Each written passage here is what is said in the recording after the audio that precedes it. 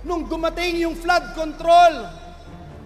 Binabanggit nga ni Senator Alan, bago pa siya umalis sa Senado, bago maging DFA Secretary, puro speech na si Joel Villanueva.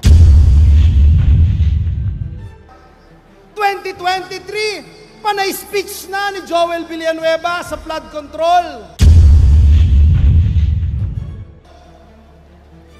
Sino ba ang unang nag-expose ng flood control?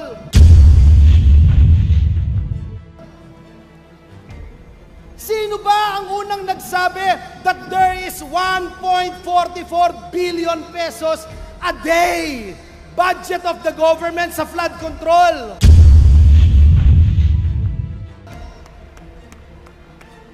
Tapos ngayon, kasali ka daw. Eh di wow.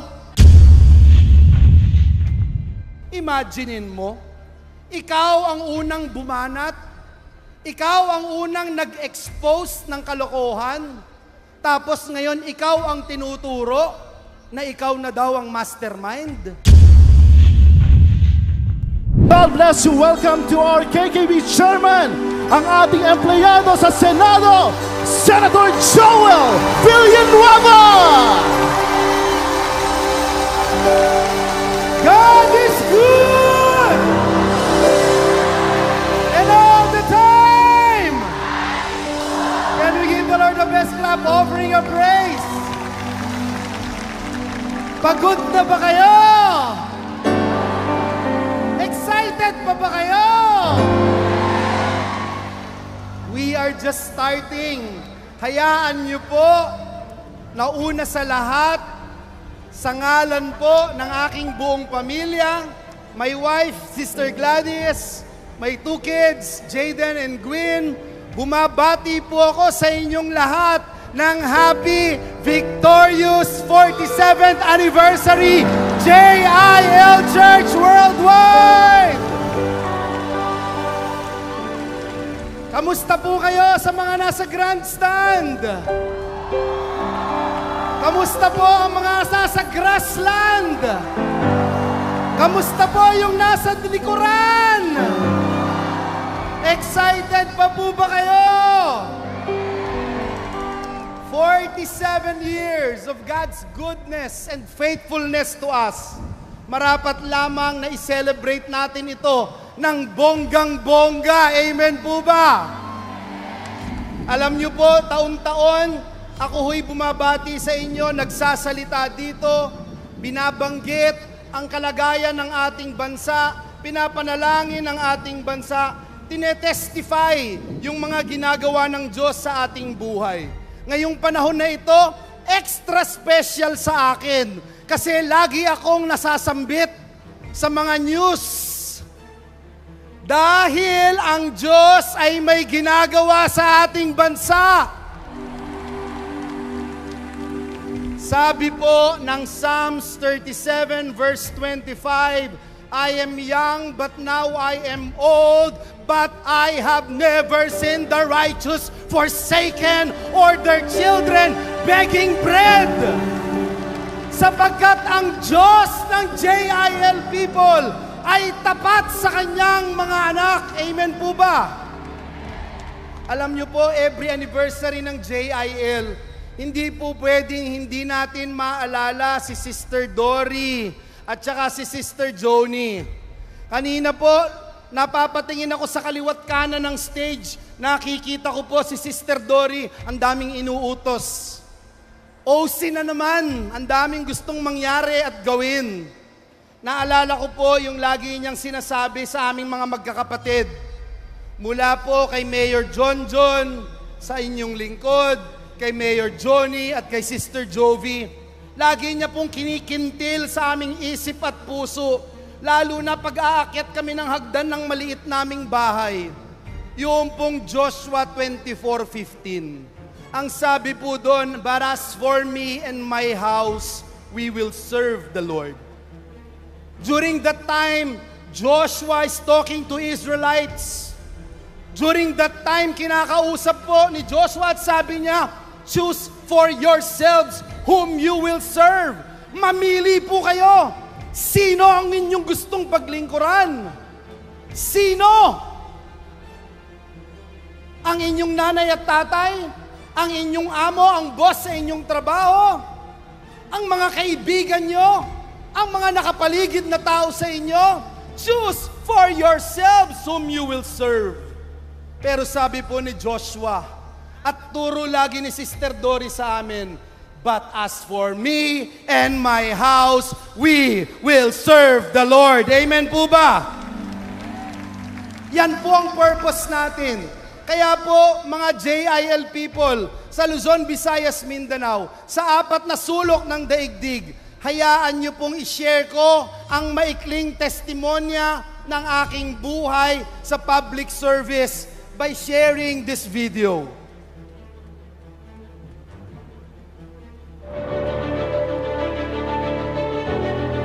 Ordinaryo na lamang sa Pangulo natin na gumawa ng mga midnight appointment. Itong PAGCOR is President Social Fund. You want to arrest them? You honestly want. If that's the case, Mr. Speaker, then we should, because we are people's representatives, Mr. Speaker. This is the house of the people. How can we say this is the house of the people if we cannot even do our job? Gusto po, Mr. Speaker, ng taong bumoto. Gusto ng mga kabataan, maging ang mga kabataan na naririto sa gallery mula sa PUP at RTU na for the first time ma-exercise nila ang right to suffrage, gusto po nilang bumoto, Mr. Speaker. Let us be very clear as to whether or not what we are doing here in this August chamber will benefit each and every one of us, or just one person, or two persons, or a group of people, or if it will benefit the Filipino people.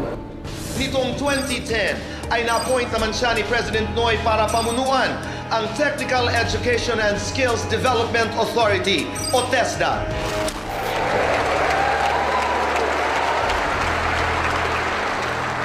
Hindi siya nagpasindak sa tila imposibleng pagbabagong dapat ipatupad sa kanyang ahensya.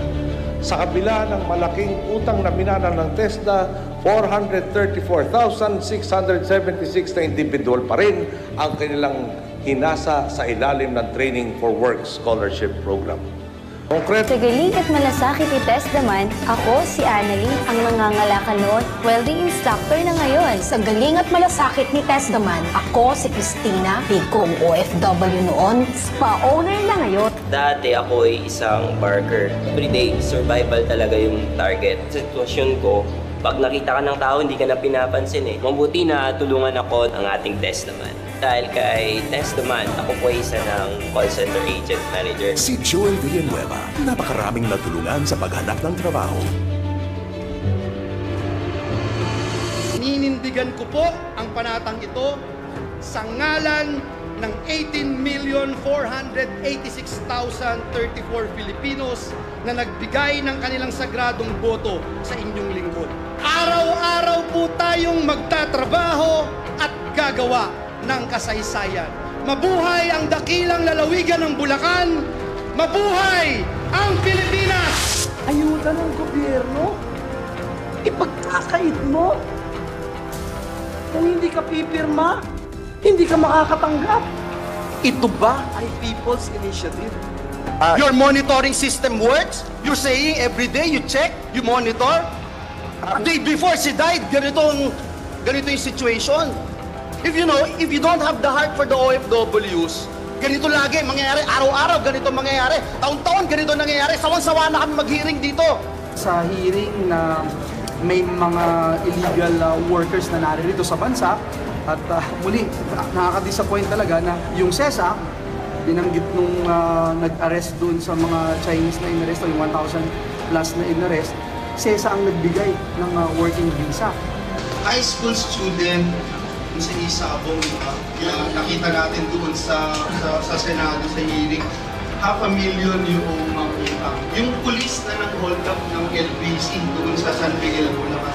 Yung pulis na nang-hold up sa Quezon, sa isang shell. Yung government officials, nakipag-usapan na ba kung how many government officials are involved in this online gambling? Itong online gambling, masahol pa po ito sa POGO eh. Online gambling, ang tingin ko po dyan, isang tumuloy na unti-unti tayong nililibing ng buhay. Bilyong bilyong salapi na nasayang ng Department of Health dahil po sa sangkaterbang expired na katenga at mabagal na pagbabahagi ng healthcare products ng ating pamahalaan. Nais nating iparating ang mensahe natin sa kanila. Atin ang buong Kalayaan Island Group. Mabuhay ang West Philippine Sea! Di po ito unang beses. Kayo yung nagsabi, dilubyo na ito, paulit-ulit na lang. Hindi na sila umaasa na may gagawin pa gobyerno. Wala na maniniwala sa atin na totoong gagawa na tayong solusyon. Ilang dekada na nila naririnig to eh. It's the same thing over and over and it's worse.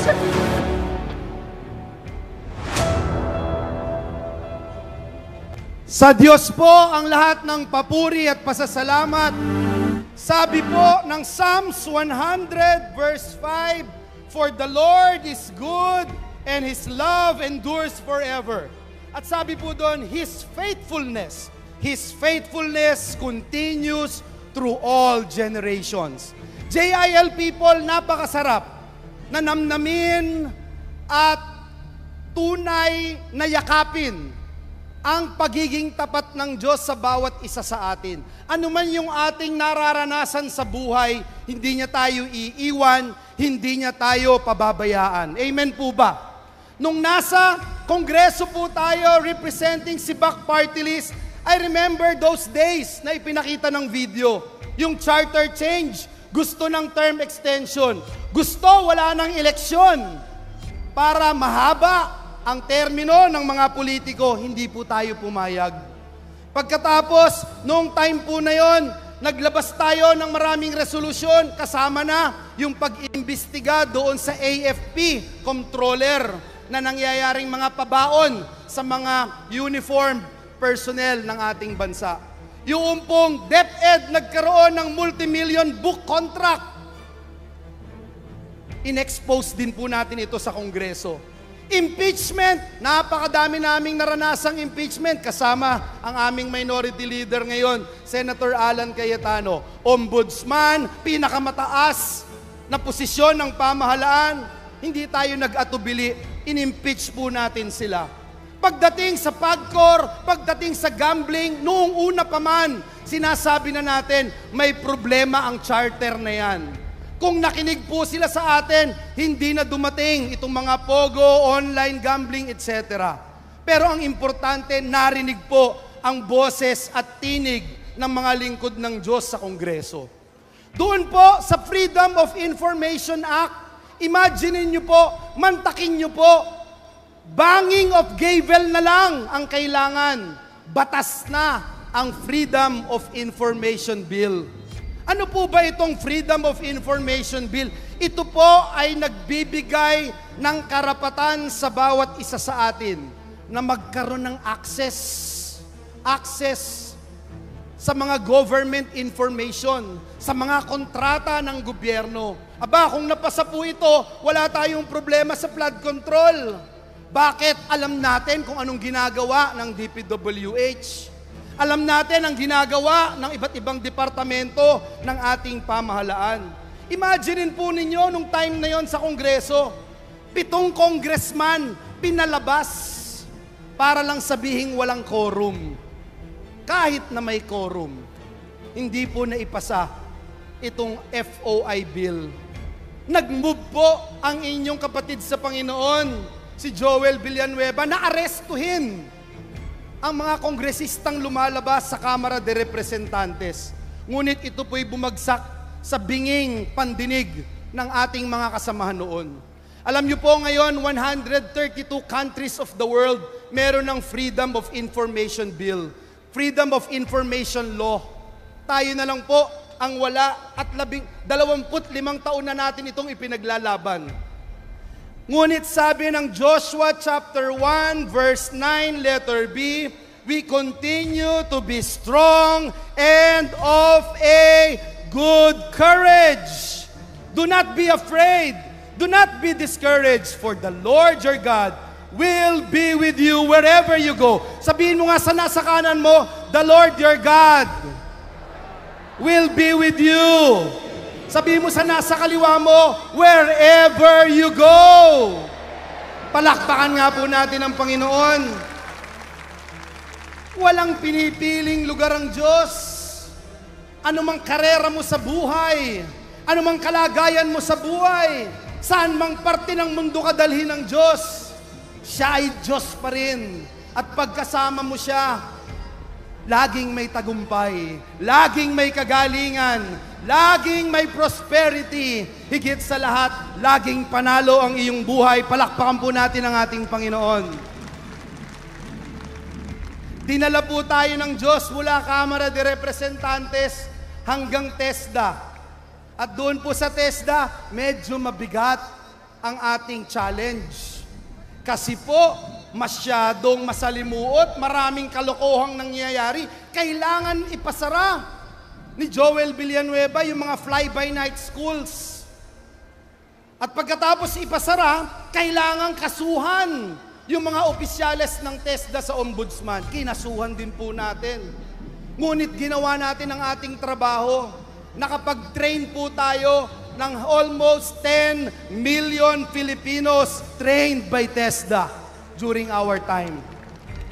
From 25% employment rate, 26% employment rate, naitaas po natin to 85% employment rate. To God be the glory.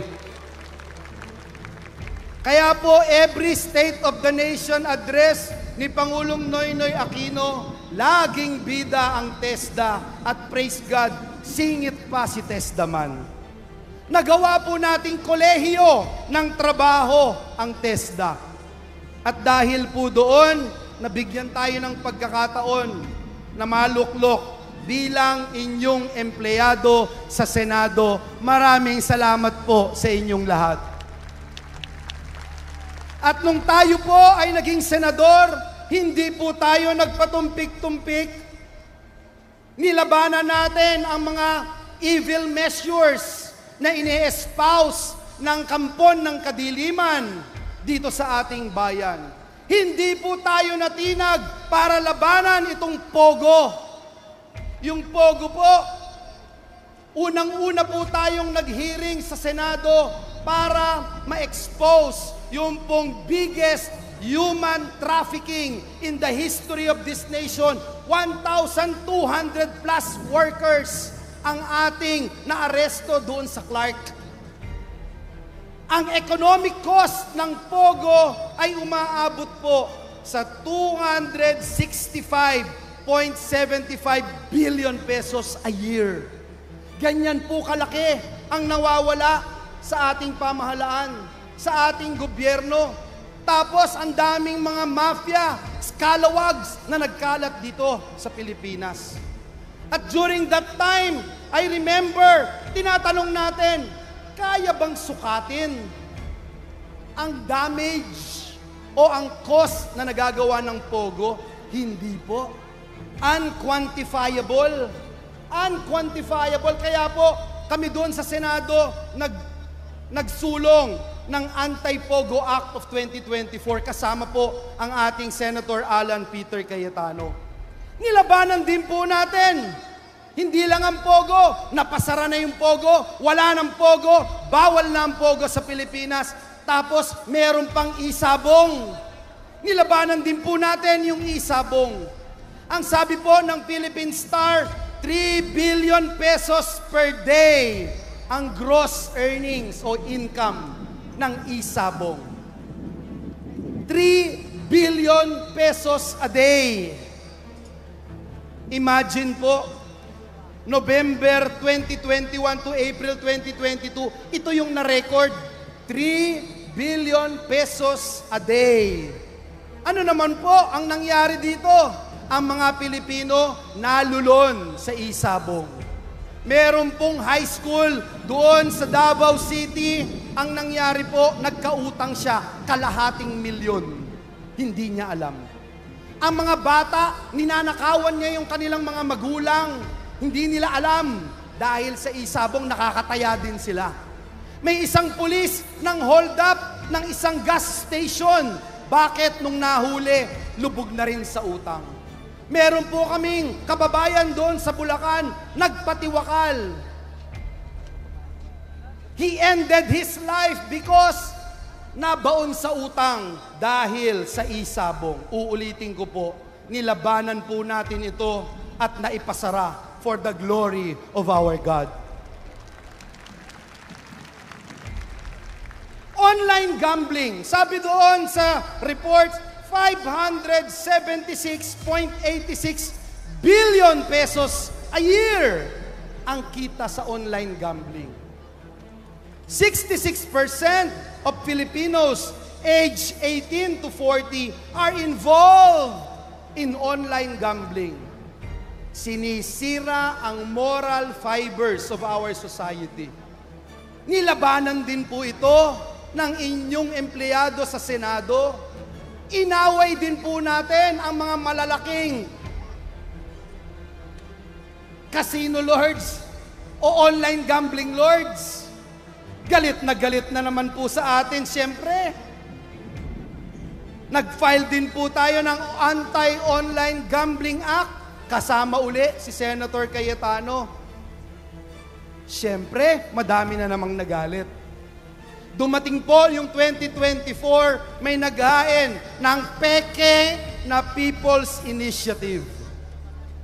Ginagamit ang government resources para linlangin, para lokohin ang taong bayan, para palitan ang konstitusyon, para wala na namang eleksyon,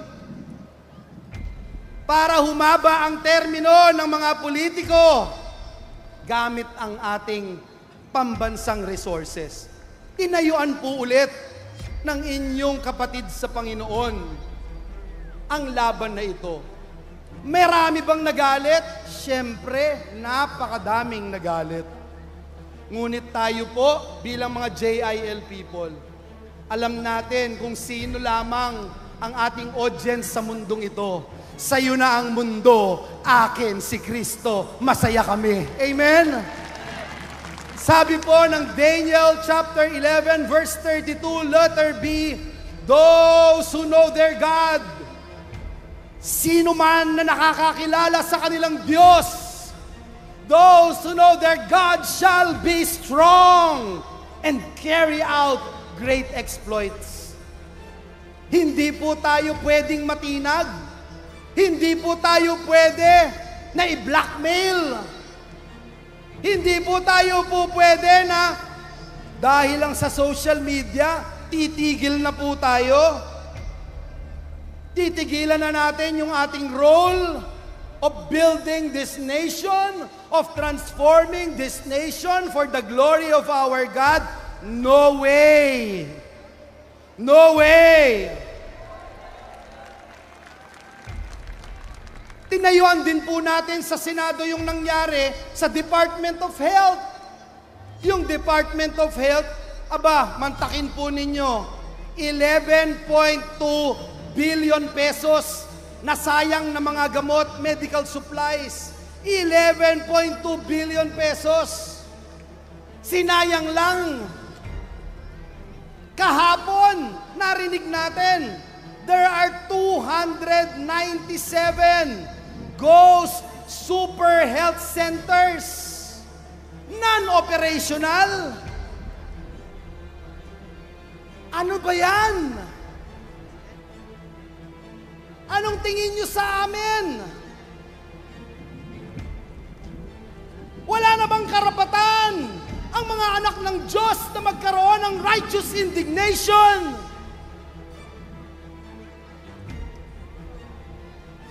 Hindi po tayo pasisindak. Hindi po tayo patatakot. Nung dumating yung flood control, binabanggit nga ni Senator Alan, bago pa siya umalis sa Senado, bago maging DFA Secretary, puro speech na si Joel Villanueva. 2023, panay speech na ni Joel Villanueva sa flood control. Sino ba ang unang nag-expose ng flood control? Sino ba ang unang nagsabi that there is 1.44 billion pesos a day budget of the government sa flood control? Tapos ngayon, kasali ka daw? Eh di wow,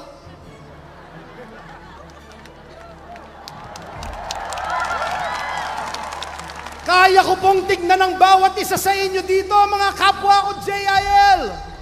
Mata sa mata. Wala tayong flood control. Hindi tayo sangkot sa katiwalian. Hindi kayang bilhin ng salapi ang ating prinsipyo na paglingkuran ng Diyos at ang ating bayan.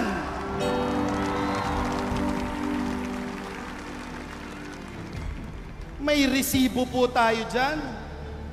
May resibo po tayo.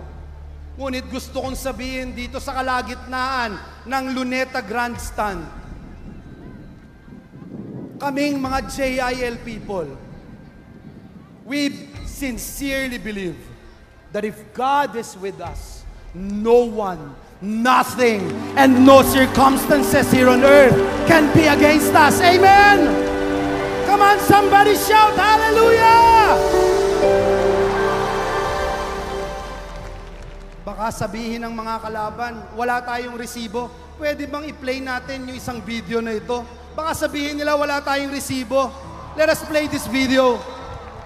Flood control projects. Flood control projects. Flood control project.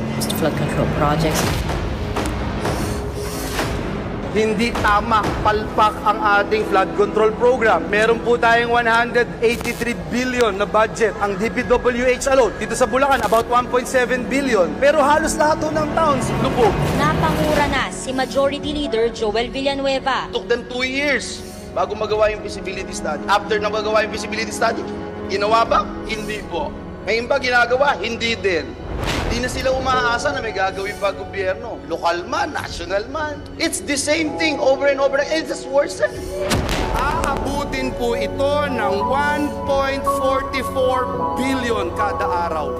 Yan po ang ginagastos ng ating gobyerno para tugunan ang problema ng pagbaha.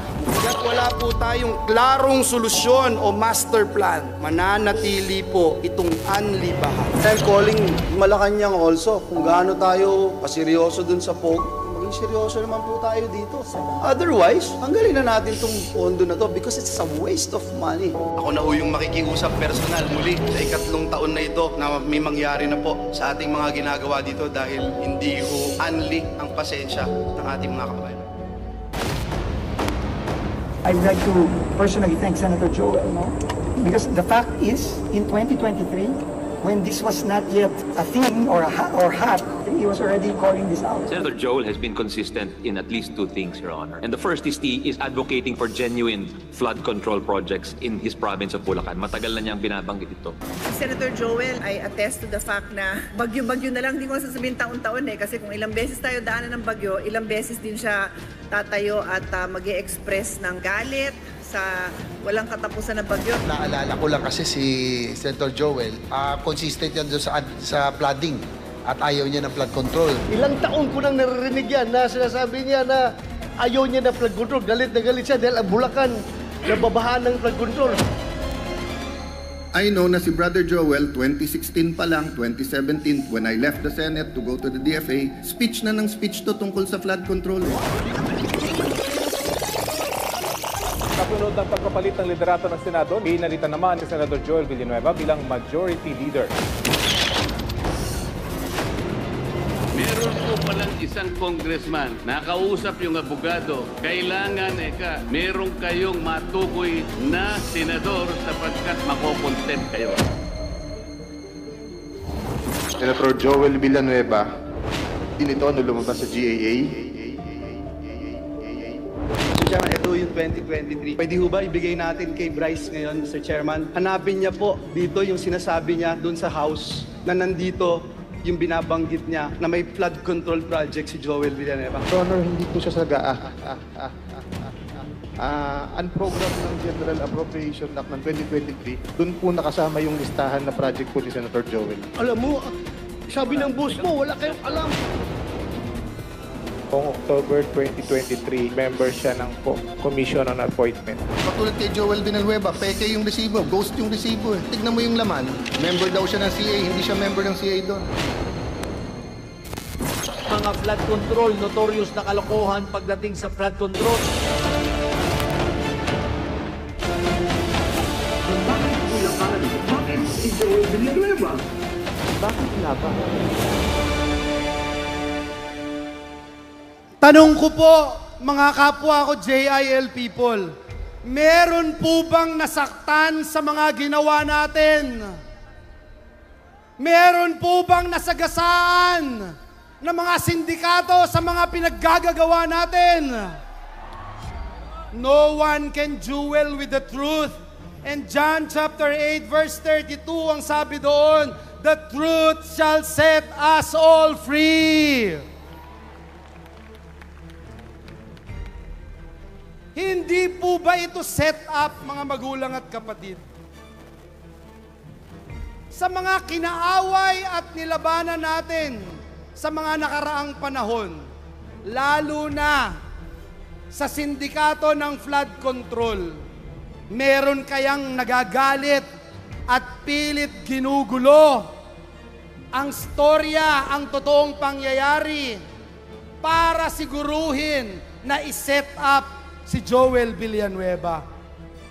Meron po bang umaaray na sindikato na gustong guluhin at sabihin na wag ilapit sa atin ang issue na ito, dalhin natin kay Joel Villanueva, iset up natin siya? Imaginein mo, ikaw ang unang bumanat, ikaw ang unang nag-expose ng kalokohan, tapos ngayon, ikaw ang tinuturo na ikaw na daw ang mastermind. Absurd. Sa Bulacan, tubong lalawigan na ating mahal na mahal. Mula pa noong 2023, iniisa-isa natin yung mga flood control projects na puro palpak. Tapos, sasabihin, aba, easy target dyan si Joel. Si Joel Villanueva ang ituro natin. Hindi po ba set up ito? Hindi rin po ba set up na sabihin, basta Bulacan kay Joel yan. Wala nang ibang kongresista, wala nang ibang senador, wala nang ibang LGU official. Kay Joel yan, kaaway natin yan, iset up natin. Tanggalin natin sa pagiging majority leader ng Senado si Joel Villanueva. Bakit? Mahirap na part siya ng leadership, aawayin natin. Tanggalin natin. Hindi po ba set up din ito? Alam niyo po, hanggang ngayon, walang makita na flood control project si Joel Villanueva. Kahit na anong imbento, wala pa ring maituro ang kaaway. Yung binabanggit kanina ni Minority Leader Alan Cayetano, paulit-ulit sabi, miyembro ng Commission on Appointment si Joel Villanueva. Hindi naman pala. Hindi pala ako member ng CA noon na pinaparatang nila. Pabago-bago na po ang storya. Pabago-bago na ang aligasyon. Mahigit 100 na ang storya. Iba-iba po. Ilang beses sa mga pagdinig, sa Kamara, sa Senado, ang sabi po, sa General Appropriations Act yan, sa GAA yan. Pero nung huli sabi, ay wala pala sa GAA. Nasa unprogrammed funds pala. Ibang-iba po yun. Mga kapatid ko sa Panginoon, ibang-iba. Ang unprogrammed, hindi po dumadaan sa scrutiny ng Kamara, sa scrutiny ng Senado. Iba po yun. Ibang item po yun. Aba, nagulat po ang lahat. Nasa unprogrammed pala. Ang unprogrammed, Malacanang ang nagdi-decide niyan.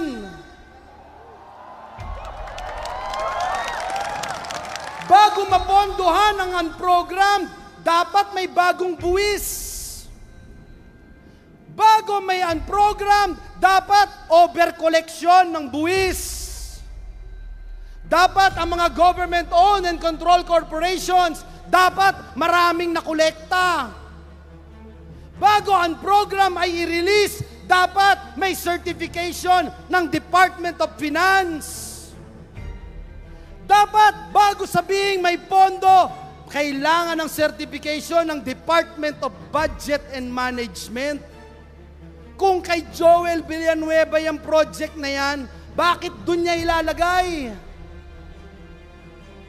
Mga magulang at kapatid, nakakalungkot po itong trying hard na iset up po ang inyong kapatid sa Panginoon. Nakalimutan po nila na ang Diyos na pinaglilingkuran natin ay buhay at makapangyarihang Diyos. Ngayon po, pinapahiya na sila unti-unti. Nagkakabulol-bulol na, nagtuturuan na. Sabi po, nag-deliver daw ng salapi nung una sa school. Aba, binago, sabi sa church. Sabi ko, kung sa church, pati si Satanas hindi papayag sa script nyo. Tatanggap ka ng suhol sa simbahan. Aba, binago ulit, pangatlong beses, rest house na. Wala naman ako rest house. Incoming yung coming. Invited kayong lahat. Aba, iba-iba na po. Iba-iba na yung kwento nila. Malapit na po akong magwakas. May isang nagtanong sa akin, isang kaibigan mula sa Davao City.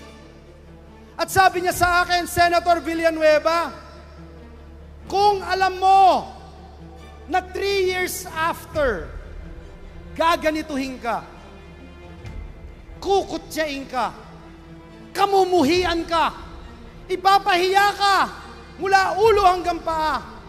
Pakikialaman ang iyong pamilya, ang iyong mahal sa buhay, ang iyong asawa, ang iyong anak, ang pinakamamahal mong JIL Church. Gaganituhin ka. Gagawin mo pa rin ba ang ginawa mo 3 years ago?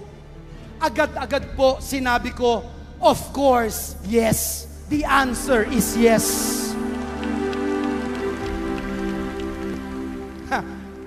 Ang mga JIL, alam nila kung ano yung calling nila. Tayong mga JIL, alam natin kung paano natin pinapahalagaan ang pagtawag at pagpili ng Diyos sa atin. Hindi tayo pwedeng matinag. Hindi tayo pwedeng masindak ng kaaway kapag cause of God's kingdom na ang nakapalit. Our purpose is to transform this nation. Tanong po, tunay bang magbabago, matatransform ang bansang Pilipinas kung nakaupo lang po tayo? Kung binabato lang tayo ng papel, pinipitik-pitik lang tayo, matatransform ba ang Pilipinas? Baka kailangan may death threat ka rin. Baka kailangan ipinapahiya ka rin. May mga nagsasabi ng mga ridiculous, manufactured stories para nang sa ganoon, mapukaw ang iyong apoy sa iyong puso na tunay na sumunod sa Diyos. Dinggin ang kanyang pagkakatawag sa iyo upang magbago ang minamahal nating bansang Pilipinas.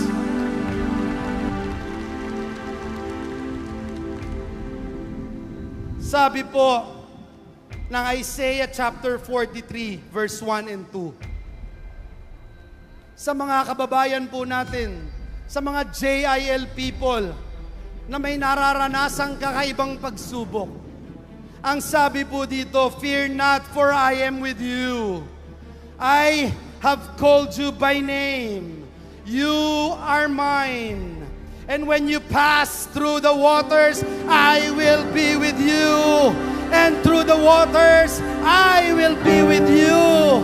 And through the rivers, they shall not overwhelm you. When you walk through the fire, you shall not be burned, and the flame shall not consume you. Amen? Palakpakan nga po natin ang Panginoon. Oh, hallelujah! Laging paalala ni Brother Eddie sa aming magkakapatid, yung Isaiah 54 verse 17. Ang sabi po doon, no weapon formed against you will prosper. Wala pong sandata, wala pong salita, walang post, walang article, walang news item ang magtatagumpay sa iyo sapagkat pinuprotektahan ka ng Diyos. Sapagkat kakampi mo ang Diyos, lagi mong kakampi ang Diyos, laging may panalo ang Diyos sa iyong buhay. Amen?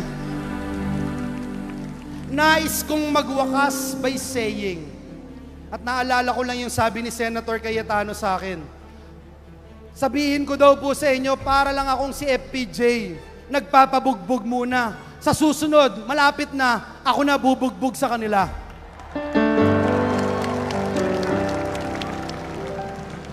Gusto ko lang pong i-share sa inyo, sa aking pangwakas, itong mga bagay na sineset up ng kaaway.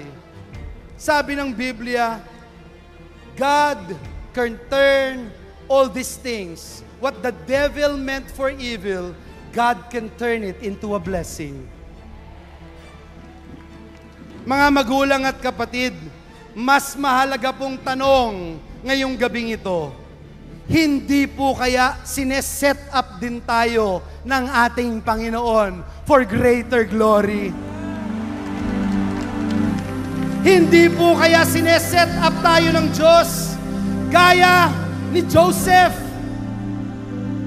Binitray ng kanyang mga kapatid, napunta sa dungeon, pero inangat ng Diyos bilang Prime Minister of Egypt.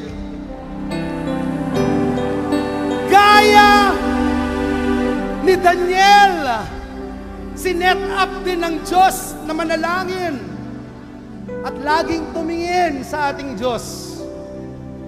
Mga JIL people, pagka po nadadown kayo, pagka po may kumukutya sa inyo,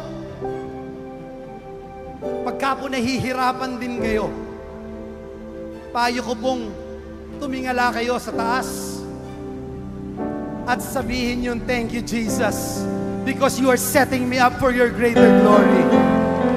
Ganun po ang nangyari kay Daniel nung inilagay siya doon sa lion's den. Sinyat down ng Panginoon ang mga bibig ng mga leon at ni isang kalmot, wala pong naging sugat si Daniel. Sinet up ng Diyos si Shadrach, Meshach at Abednego, ang mga favorite ng mga KKBs na naririto at CYNs. Sinet up ng Diyos, pinakulo ng 7 beses ang pugon. Ang mga nagtapon sa kanila ay mga nangamatay dahil sa init ng pugon. Pero si Shadrach, si Meshach at Abednego, nag-praise and worship sa loob, kasama ang ating Panginoon, nagbunyi, nagbigay ng kaluwalhatian sa Diyos. Oh, amazing! Sabi ng ating tema ngayong taon na ito, God will make us His witnesses when the Holy Spirit comes. When He comes before us, when we get filled by the awesome power of the Holy Ghost, we will become God's witnesses. Are you ready for breakthroughs? We may not know it, but God is setting us up for something amazing. He is setting us up for greatness. He is setting us up for breakthroughs. He is setting us up for plot twist. Hallelujah! Tinitignan ko po itong ginawa sa atin ng kaaway. Imagine po ninyo, ngayon, walang makapagsabing may insertion or amendment si Senator Villanueva. Kasi nasaan program de? Tayo lang yung nasaan program, kakaiba. Hanggang ngayon, walang knowledge tayo, wala tayong kaalam-alam tungkol sa project. Wala tayo, sinasabi na mismo nilang lahat, wala tayong flood control project. Lahat na tinuro, pero tayo lang ang nasaan program funds. Lahat na sinabi nila, pero lahat walang direkta. Walang direkta. walang direktang ebidensya, lahat hearsay. Sabi ko nga po, napakadaming beses nang nagbago yung mga aligasyon. I remember Psalms chapter 23 verse 5. Ang sabi ng Panginoon doon, Thou preparest a table before me in the presence of mine enemies. Oh, hallelujah! Napakasarap pong namnamin, i-meditate na sa gitna ng iyong mga kritiko, sa gitna ng iyong mga kaaway, ang Diyos ay naghahanda ng table para sa iyo, para paglingkuran ka, para ipakita sa mundong ito na hindi ka nagkamali ng Diyos na pinaglilingkuran, pinupuri at sinasamba dito sa Luneta Grandstand. Can we just say amen? Can we give the Lord the best clap offering of praise? Pwede po bang tumayo tayong lahat? Oh, hallelujah. I can just feel the presence of the Lord in this place. Nararamdaman niyo po ba ang presensya ng Diyos? Nasaan man po kayo ngayon mga oras na ito? Nasaan man po kayo? Believe in your heart that the Lord is here. The Bible says if there are 2 or 3 gathering together in His name, He is in their midst. Oh, let us give reverence and respect to the presence of the Lord. Doon po sa Psalms, sa 1 Samuel chapter 17, meron pong isang bata ang pangalan ay David. Nagdala po siya ng pagkain sa kanyang mga kapatid na mga sundalo ng Israelita. At doon po sa scene na yon, nakita niya, merong isang higanting Goliath. Isang higante na inaalipusta ang army of Israel. Inaalipusta ang hari ng Israel. At ito yung hindi nakayanan ng batang si David. Inaalipusta ang Diyos ng Israel. Wala pong gustong lumaban, mga magulang at kapatid. Walang gustong lumaban, higante. Veteran soldier, top rank soldier, walang gustong lumaban. Pero si David, sabi po ni David, who is this uncircumcised Philistine? Kung ayaw niyo siyang labanan, akong lalaban sa kanya. Kinutya po siya, nirebuke siya, itinulak. Pati mga kapatid niya sabi, umuwi ka na lang. Mag-alaga ka na lang ng mga tupa. Pero si David, hindi po niya nakayanan eh.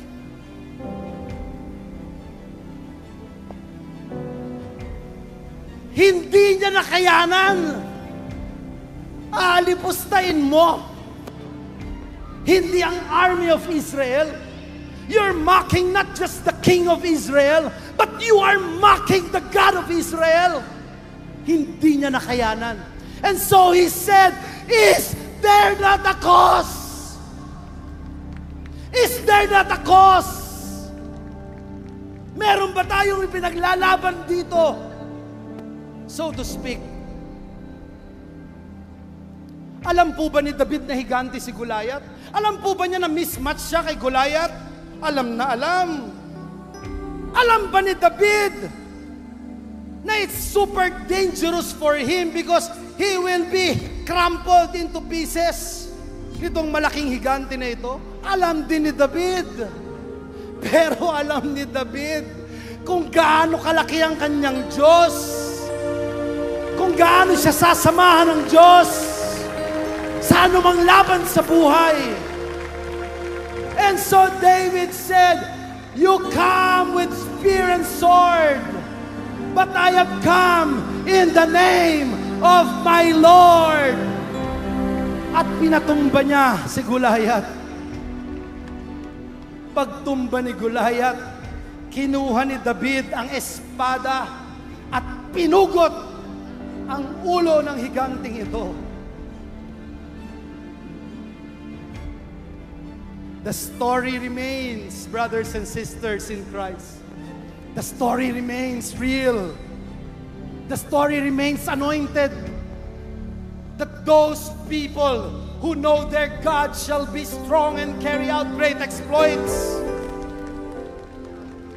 Sa mga taong sinasamahan ng Diyos, alam natin na hindi niya tayo iiwan, hindi niya tayo pababayaan. Can we give the Lord the best clap offering of praise? JIL people, hindi po nagbabago ang calling natin na labanan ng korupsyon. JIL people, hindi nating hahayaan na ilihis tayo ng ingay ng mundo sa ating misyon. We fight the good fight of faith. Hindi tayo panghihinaan ng loob. Hindi tayo manlulumo sapagkat alam natin, ngayong araw na ito, breakthroughs are coming! Oh, hallelujah! It is our DNA na tayo ay manatiling tapat sa pagkakatawag sa atin ng ating Panginoon. And we continue to embrace Philippians 1:6, that the Lord, our God, who started a good thing in us, ang Diyos na nagsimula ng magagandang bagay sa atin, ang Kanyang pangako, He shall complete it until the day of the Lord Jesus Christ. Amen? Purihin po natin ang Panginoon. Can we give the Lord the best clap offering of praise? Lift up your hands to the Lord. Hallelujah.